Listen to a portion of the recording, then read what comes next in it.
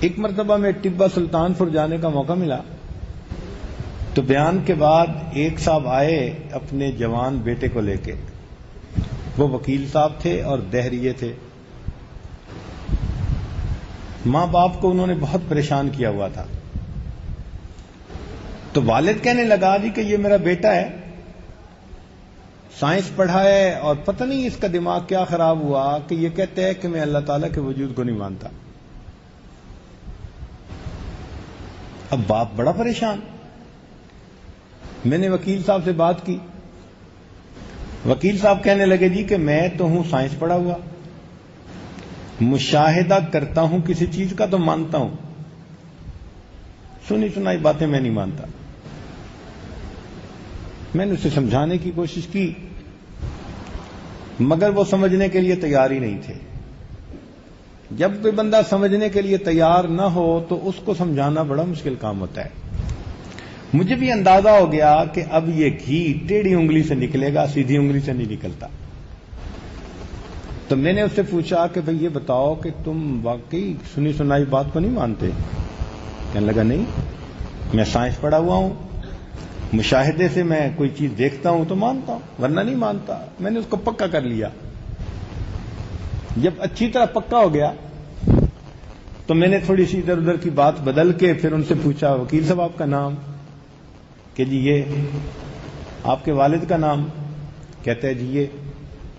میں نے کہا جی آپ نے جو والد کا نام بتایا تو آپ کیوں مانتے ہیں کہ یہ میرے والد ہیں؟ دیکھ کے مانا ہے یا سن کے مانا؟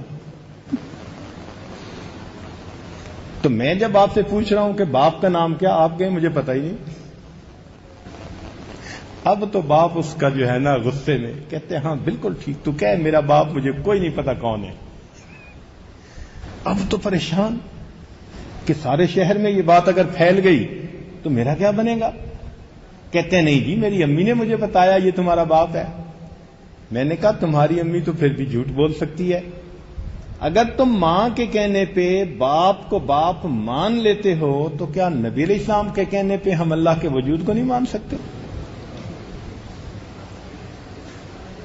تو نبی علیہ السلام کی بات کو تسلیم کر لینا اس کو دین کہتے ہیں, اس کو یقین کہتے ہیں کہ آپ صلی اللہ علیہ وسلم نے جو کچھ آ کر بتایا ہم آپ کو صادق الامین سمجھتے ہوئے اس چیز کو قبول کرتے ہیں, اس کو مانتے ہیں. تو گویا ماننے کے دو طریقے, ایک خبر کے ذریعے سے اور ایک نظر کے ذریعے سے. نظر کے ذریعے بھی بندہ مانتا ہے. بجلی کی تار میں کچھ نظر تو نہیں نہ آ رہا ہوتا, ہاتھ کوئی نہیں لگاتا. ہر ایک کو پتا ہوتا ہے جی 11 kV کی تار ہے, جو ہاتھ لگائے گا پھٹک جائے گا. تو جس طرح 11 kV کی تار کو کوئی ہاتھ نہیں لگاتا, اسی طرح اگر پکا یقین ہو کہ ہم اگر گناہ کریں گے تو اللہ تعالی کی طرف سے ہمیں ایک جھٹکا پڑے گا سزا کا, تو بندہ پھر گناہ کے قریب بھی نہیں جاتا. نوجوان بچے اکثر سوال پوچھتے ہیں جی کہ گناہوں سے بچنا بڑا مشکل ہے. اس وقت تک مشکل ہے جب تک یقین کمزور ہے. اب کوئی کہے جی سانپ کو دیکھ کے جی میں سانپ کو پکڑے بغیر رہ نہیں سکتا, کوئی کہہ سکتا ہے نہیں, اور بندہ دور بھاگے گا کہ سانپ ہے اگر کاٹے گا تو میری جان چلی جائے گی. ایسے ہی مومن سمجھتا ہے کہ اگر میں گناہ کا مرتکب ہوں گا تو میرا ایمان چلا جائے گا.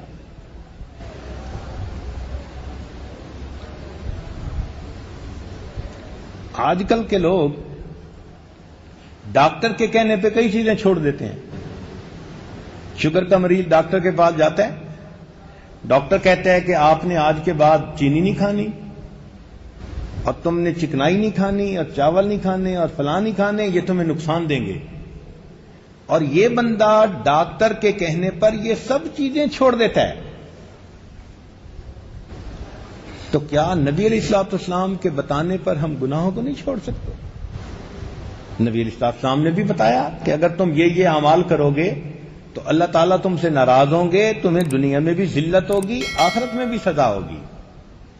کتنی عجیب بات ہے کہ بکری چارہ کھا رہی ہوتی ہے، مالک کی ایک آواز پر وہ چارہ کھانا چھوڑ دیتی ہے. انسان نبی علیہ السلام کے فرمانے پر گناہ کو نہیں چھوڑ سکتا.